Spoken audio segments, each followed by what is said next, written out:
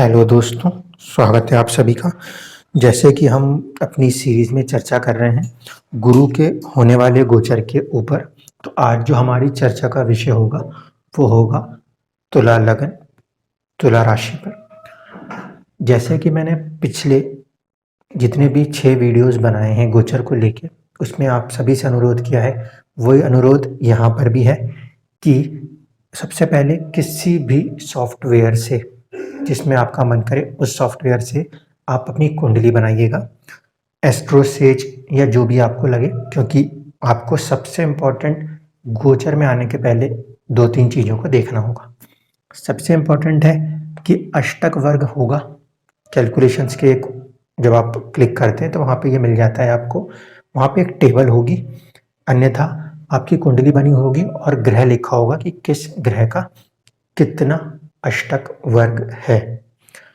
वहाँ पे आपको ये देखना है, या तो वहाँ पे 11 नंबर लिखा हो टेबल में, या लिखा होगा कुंभ राशि, या लिखा होगा एक्वेरियस। ठीक है, तो गुरु के सामने आपको जाके ये देखना है वहाँ पे अंक तालिका में कितने अंक प्राप्त हुए हैं। मुझे नहीं पता आपकी कुंडली में जन्म के समय गुरु कहाँ है, लेकिन अष्टक वर्ग में गुरु के जो पॉइंट्स होंगे इस पर्टिकुलर राशि के लिए, वो ये बता देंगे कि ये गोचर गुरु के नज़रिए से कैसा होने वाला है। इसके बाद यहाँ पे क्या ध्यान देना है वो ये कि 4 या 4 से ज़्यादा पॉइंट्स होने चाहिए। 4 या 4 से ज़्यादा पॉइंट्स होंगे तो हम मानते हैं कि वो गोचर कहीं ना कहीं एक उत्तम फलदायक होता है। इसके बाद अगली चीज़ हमें देखनी है वो है षडबल। षडबल क्या? ये स्ट्रेंथ ऑफ द प्लेनेट, कि उसके अंदर वहाँ पे तो दिख रहा है कि पॉइंट है, लेकिन उसके अंदर स्ट्रेंथ नहीं है, तो उस परिस्थिति में रिजल्ट्स की इंटेंसिटी कम हो जाती है। अगर विमशोपक बल देखने को मिल जाए तो बहुत अच्छा, अगर ये ना मिले तो भी आप षडबल को यूज़ कर सकते हैं। 100% होता है तो बेस्ट है। 80s और 90s में है तो हम फिर उनको कहीं ना कहीं रतन से उपाय देते हैं। 90 और 100 के बीच में भी हम उसको कंफर्टेबली ले लेते हैं कि यहाँ पे थोड़े बहुत उपाय से आप अपने काम कर लोगे। इसके बाद इम्पॉर्टेंट चीज़ होती है वो होती है दशा। ठीक है, दशा इसलिए इम्पॉर्टेंट होगी क्योंकि अगर उस ग्रह की डायरेक्टली दशा चल रही है तो उसके रिजल्ट्स बहुत ज़्यादा मात्रा में फील होने लगेंगे। अगर दशा नहीं है तो रिजल्ट एक लिमिट के अंदर ही फील होंगे। ये पूरा गोचर जो है ना, ये नवंबर से लेके अप्रैल का है, जो कि तकरीबन 5 महीने। 5 महीने में कहीं ना कहीं उसकी छोटी सी प्रत्यंतर दशा आएगी तो वो रिजल्ट का उतना हिस्सा आपको महसूस करा देगी। अब चलिए चलते हैं इस पर्टिकुलर 7 नंबर के लगन के ऊपर। सबसे पहले तो ये कि बहुत सारे लोगों को ये पता नहीं होता कि मेरा लगन क्या है। लगन कैसे मालूम चलेगा? जब आप कुंडली खोलोगे तो इस पहले खाने के अंदर आपको 7 नंबर लिखा हुआ दिखाई देना चाहिए, तो आपका मतलब है कि आपका लगन तुला लगन है। अगर ये 7 नंबर यहाँ नहीं लिख के कहीं और लिखा हुआ है, उस परिस्थिति में उस 7 नंबर की राशि पर जहाँ पे भी ये लिखा हो वहाँ पे चंद्रमा बैठे होंगे, तब वो आपके लिए तुला राशि मानी जाएगी। जो मैं ये लगन से प्रिडिक्शन दे रहा हूँ इसमें क्या है कि ये स्टैटिक चीज़ है।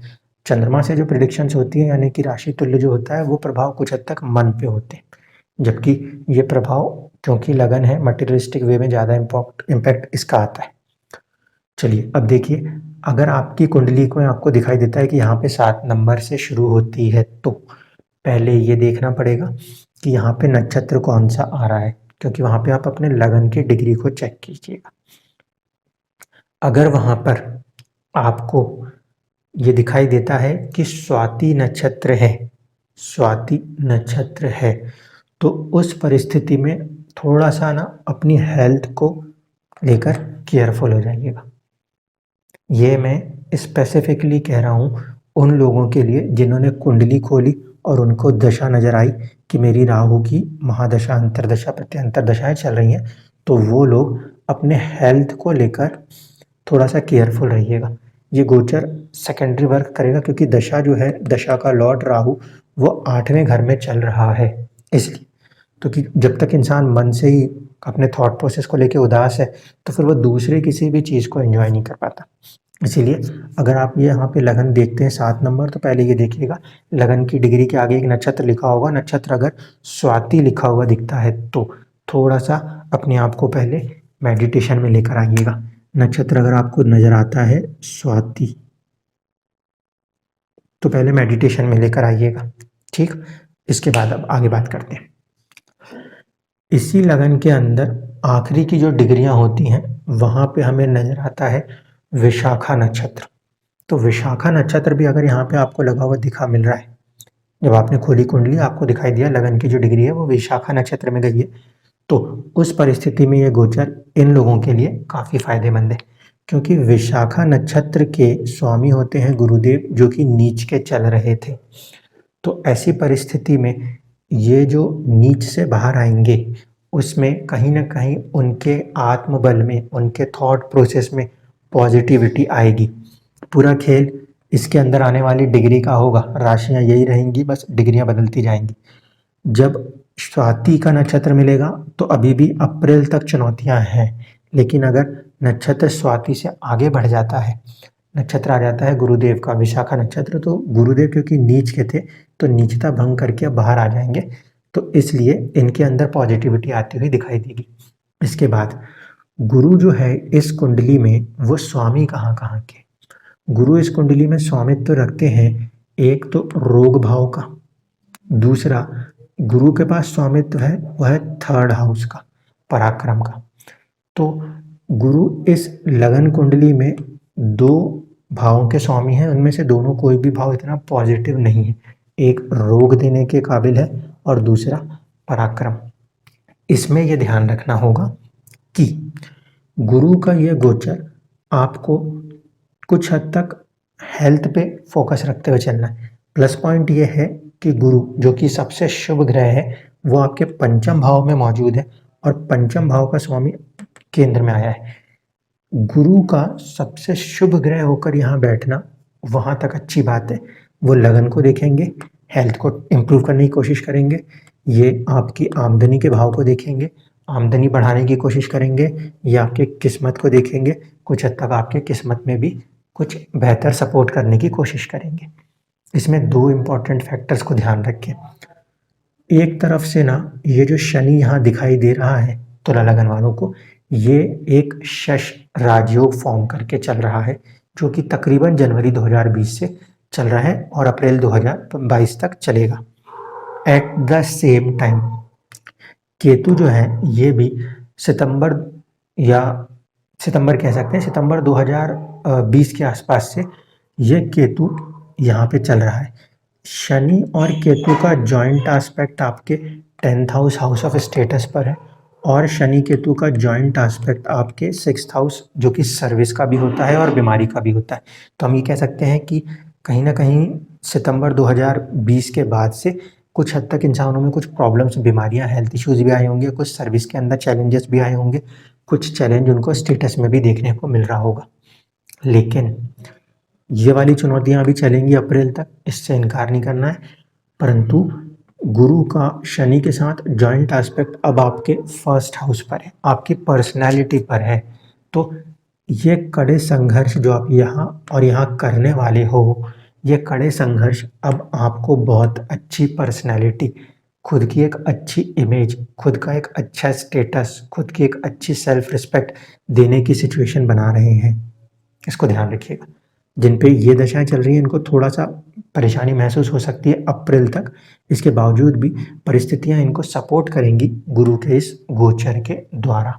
हाँ, ये जरूर है कि 3rd हाउस का लॉर्ड है और ये अपने से 3rd आया है, तो इनके पराक्रम में भी एक अच्छी वृद्धि होगी। थोड़ा सा नेगेटिव एस्पेक्ट अभी जो चल रहा है वो ये कि जो 5th हाउस है जो कि बीमारियों को ठीक करने का स्वामी है शनि, वो अपने से 12वें चल रहा है। लेकिन प्लस पॉइंट ये है कि शश योग फॉर्म होने के कारण कार्यस्थल पे वृद्धि होने की संभावना ऐसे लोगों के साथ बहुत ज़्यादा प्रबलता के साथ नजर आती है। तो मैं यहाँ पे मानूंगा इन लोगों के लिए अपनी हेल्थ और सर्विस को लेकर थोड़ा सा परेशान हो सकते हैं, अपने कर्म क्षेत्र, अपने स्टेटस को लेकर परेशान रह सकते हैं, क्योंकि दो पापी ग्रहों की दृष्टियां हैं, लेकिन उनके जो उनका स्टेटस है, उनकी जो पर्सनैलिटी है, उसमें अब एक राइज का वक्त आ चुका। संघर्ष जो आप कर रहे थे, उस संघर्ष का बेहतर रिजल्ट आपको दिखाई दे सकता है, क्योंकि किस्मत का भी साथ आने वाला है। पंचम भाव पद कहीं ना कहीं एक अच्छा भाव है, पूर्व पुण्य का भाव है, इसका साथ आने वाला है। इसकी दृष्टि लाभ भाव पे है, ये लाभ को बढ़ाती हुई नजर आती है। साथ ही साथ गुरु का आपके लगन को देखना ये अति शुभ माना जाएगा। इस लिहाज से इनके लिए ये चीजें मैं मानूंगा संघर्ष जरूर है, लेकिन बहुत ही अच्छी बहुत ही अच्छी ग्रोथ आपको नवंबर से अप्रैल के अंदर देखने को मिलेगी। जिन लोगों की राहु की दशाएं चल रही हैं, और ये राहु क्योंकि 8वें से चल रहा है, ये लोग अगर रिसर्च फील्ड में कुछ काम कर रहे हैं तो इन लोगों को ये पीरियड बहुत अच्छा गेन दे सकता है उनके रिसर्च के अंदर। और जो लोग रिसर्च फील्ड में नहीं है, वो जिंदगी की गहराइयों को सोचने में थोड़ा सा अपने आप को व्यस्त कर देंगे, तो ये जो राहु यहाँ पे चल रहा है, ये आपको इतना ज़्यादा परेशान नहीं करेगा। अब हम बात करते हैं कि इस गुरु गोचर में गुरु के साथ अगर दूसरे ग्रह मौजूद हैं, तब क्या परिस्थितियां बनेंगी। सबसे पहले हम यहाँ से लेते हैं सूर्य को। अगर आपके जन्म के समय का सूर्य यहीं मौजूद है, तो ऐसी परिस्थिति में आपको काफ़ी लाभ होने की संभावना रहेगी। क्यों? क्योंकि सूर्य लाभ भाव का स्वामी है और गुरु का गोचर सूर्य के साथ हो रहा है। पराक्रम और लाभ इनका कॉम्बिनेशन हो रहा है, एक चीज़ हो रही है। दूसरी बात, अगर यही अगर ये सूर्य यहाँ के बजाय यहाँ भी नजर आ जाए, यहाँ भी नजर आ जाए, या यहाँ भी नजर आ जाए, तो भी, क्योंकि गुरु का डायरेक्ट एस्पेक्ट जो है इस हाउस के ऊपर है जिसके स्वामी ही सूर्य, ऐसी परिस्थिति में इनको लाभ की संभावना ज़्यादा प्रबल हो जाएंगी। इसके बाद हम बात करें अगर चंद्रमा को लेकर, तो ध्यान रखिएगा चंद्रमा के केस में ये राशि तुला नहीं कहलाएगी, चंद्रमा के केस में ये राशि जो है ये कुंभ राशि कहलाएगी। ऐसे में यहाँ पे ये गजकेसरी योग फॉर्म होगा, और गुरु का कहीं ना कहीं आपके 10th हाउस के लॉर्ड के साथ कनेक्ट होना आपको 10th हाउस में थोड़ा सा एक सपोर्ट करेगा, क्योंकि ये सर्विस हाउस होता है 6th हाउस। इसका मालिक जब 10th हाउस के लॉर्ड के साथ जुड़ेगा तो इससे इसकी किस्मत जुड़ रही है। यहाँ से गिनेंगे तो ये 9th होता है, इसलिए इसकी किस्मत इसमें जुड़ रही है। तो यहाँ पे इनको सर्विस के अंदर एक पॉजिटिविटी स्टेटस में देखने को मिलेगी। अगर मान लीजिए आपकी कुंडली में यहाँ पर मंगल मौजूद है, तो ऐसी स्थिति में मंगल यहाँ पे 7th हाउस के लॉर्ड है और 2nd हाउस के लॉर्ड है। इस परिस्थिति में हम ये कह सकते हैं कि इनको या तो व्यापार या दूसरों के साथ साझेदारी, या जिनकी उम्र हो रही है उनके मैरिज के लिए उनको पार्टनर मिलने की संभावनाएं बनेंगी। ठीक है, इसको ध्यान रखिएगा। अगर यहाँ पे मंगल से हटकर मंगल की दूसरी राशि 2nd हाउस में है, तो यहाँ पे धन के लिए अच्छा मान सकते हो। गुरु के साथ मंगल के बाद अगर यहाँ पे बुध मौजूद है, अगर बुध मौजूद है तो थोड़ा सा संभलने की जरूरत होगी, क्योंकि बीमारी के घर का स्वामी है बुध और साथ साथ किस्मत का स्वामी है। तो किस्मत में तो वृद्धि होगी, या तो विदेश से कनेक्शन हो जाए, या हॉस्पिटल से कनेक्शन कर दे, या मेडिसिन के साथ कनेक्ट कर सकता है, इसको ध्यान रखना है। या फिर बेवजह में खर्चे बढ़ सकते, ये नेगेटिव एस्पेक्ट हो सकता है। लेकिन किस्मत के साथ, किस्मत के भाव को देखेगा, उसके स्वामी के साथ बैठेगा, ये अच्छी पोजीशन है। अगर ये बुध यहाँ कहीं पर मौजूद है तो भी यही कंडीशन है, अच्छी कंडीशन है, लेकिन इसकी तुलना में थोड़ी सी कम, क्योंकि यहाँ पे गुरु सीधे बुध के पास जा रहे हैं, यहाँ पे वो बुध के पास नहीं जाके सिर्फ उस पर अपनी दृष्टि डाल रहे हैं, तो इसका इम्पैक्ट थोड़ा सा वीक होगा इसकी तुलना में। यही चीज़ आप बुध को अगर यहाँ बिठा दें तो होगी, यहाँ बिठा दें तो भी होगी। इसके बाद बुध से आगे चलते हैं, अब बात करते हैं शुक्र की। अगर ये शुक्र के साथ आ जाए तो इस परिस्थिति में हम अच्छा मानेंगे, इवन दो कि ये एक दूसरे से दुश्मन होते हैं, लेकिन देखिए विपरीत राज्यों की कंडीशन बनने की संभावना बन जाएंगी ऐसी परिस्थिति में। वो किस तरह से कि जो 8th हाउस का लॉर्ड है उसके साथ ही 6th हाउस के लॉर्ड का एक कॉम्बिनेशन होगा। ये नेगेटिव ये करेगा कि बहुत क्रोनिक डिसीज दिखाएगा, नेगेटिवली क्रोनिक डिसीज दिखाएगा, लेकिन पॉजिटिव साइड में ये है कि हेल्थ का लॉर्ड 1st हाउस के साथ कनेक्ट हो रहा है ना ये शुक्र, तो हेल्थ को रिकवर करा देगा और अचानक से कोई धन लाभ की परिस्थिति, लॉटरी लगने जैसी परिस्थिति क्रिएट कर सकता है, क्योंकि राहु 8th में है, उसका स्वामी गुरु के साथ कनेक्ट हो रहा है और दो विपरीत भावों के आपस में कनेक्शन बन रहे हैं। ये शुरुआत में परेशानी देंगे, बाद में तुरंत कोई बहुत बेहतरीन रिजल्ट देखने को मिल सकता है। अगर यहाँ पे शुक्र की जगह शनि हो जाते हैं तो ये अच्छी परिस्थिति है, क्योंकि शनि अपने ही भाव में बैठे हैं और गुरु का उनके साथ कनेक्शन हो जाना ये व्यापार में वृद्धि के लिए एक अच्छा फल होगा। क्यों? क्योंकि ये 3rd हाउस का लॉर्ड है और सर्विस हाउस का भी लॉर्ड है। थोड़ी सी चुनौतियां ये हैं कि सर्विस हाउस का लॉर्ड अपने से 12th आया है, तो इसका प्लस पॉइंट ये है कि बीमारी के घर का स्वामी भी अपने से 12th है, बीमारियों को कम करेगा। थोड़ी सी परेशानी वो सर्विस में जरूर कर सकता है 5 या 6 महीने के लिए। इस हिसाब से आप अपने आप को मेंटली प्रिपेयर करके चलेंगे। आखिरी में जो बचता है वो बचता है कि अगर यहाँ पर आपको गुरु ही मिल जाए, तो अगर गुरु ही गुरु से गुजरता है तो कहीं ना कहीं वो साल और आने वाले 12 सालों के लिए वो एक दिशा बनाता है। तो ऐसी परिस्थिति में गुरु जो है वो देखिए पराक्रम के और 6ठे भाव के स्वामी। इसका मतलब था कि जन्म कुंडली के अंदर अगर आपके गुरु यहाँ मौजूद थे तो पंचम भाव होता है संतान का, प्रेम का और आपके कॉलेज लेवल एजुकेशन का। तो इनसे जुड़े हुए जो भी आप अपने एज फैक्टर को उसके साथ जोड़ के चलिएगा।